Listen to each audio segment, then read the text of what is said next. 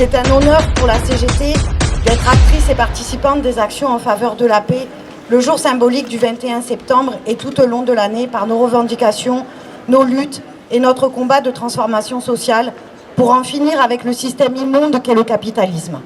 Système immonde qui glorifie les mises en concurrence, les dominations, l'accaparement des richesses. Système immonde qui fait applaudir des guerres et crée des échelles de valeur entre les peuples, certains méritant plus de compassion ou d'aide. Sans rupture radicale avec le capitalisme, nous ne pourrons espérer un monde de paix. Encore plus dans un monde où les ressources en eau et en énergie se réduisent.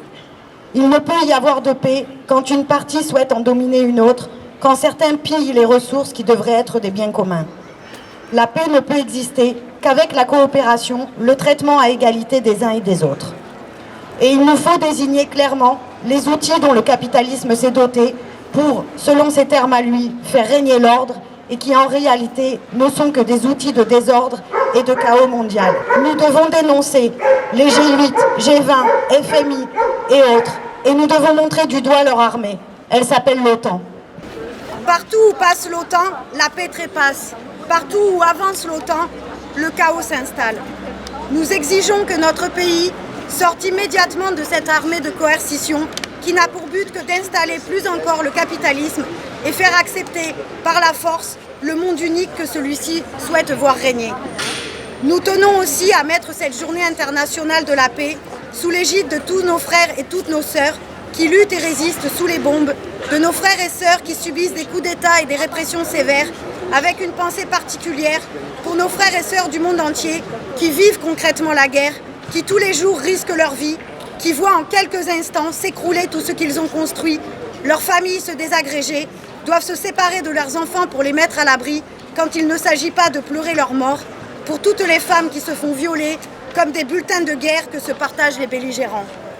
Désolée d'être un peu crue, désolée de rappeler ce que sont les réalités d'une guerre, loin des salons feutrés de ceux qui les déclenchent, loin des milliards que les spéculateurs engrangent, loin des soi-disant guerres propres dont les médias mainstream nous rabattent les oreilles.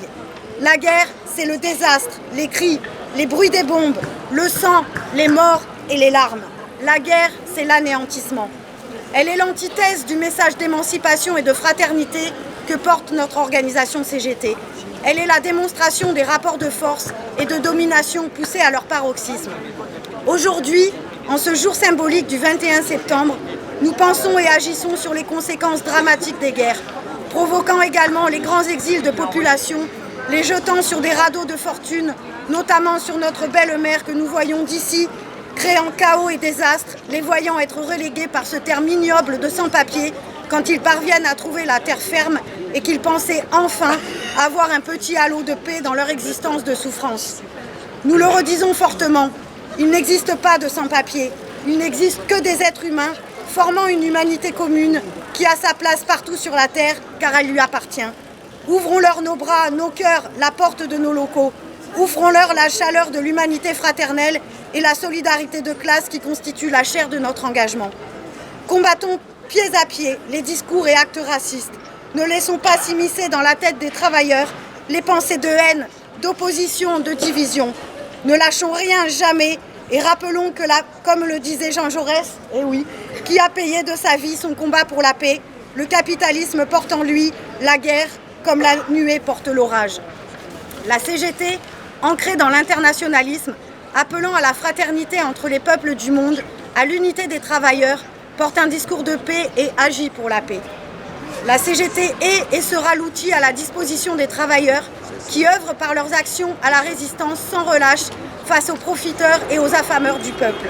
Nous leur proposons de rejoindre les rangs de notre organisation et de venir grossir les rangs de celles et ceux qui relèvent la tête et qui portent dans leur cœur l'amour des autres et la fraternité entre les peuples. Demain, dès 11h à la préfecture, nous serons mobilisés pour notre santé publique et le 29 septembre à 10h au Mobile, nous serons encore et toujours mobilisés pour aller récupérer ce qui nous appartient, c'est-à-dire tout.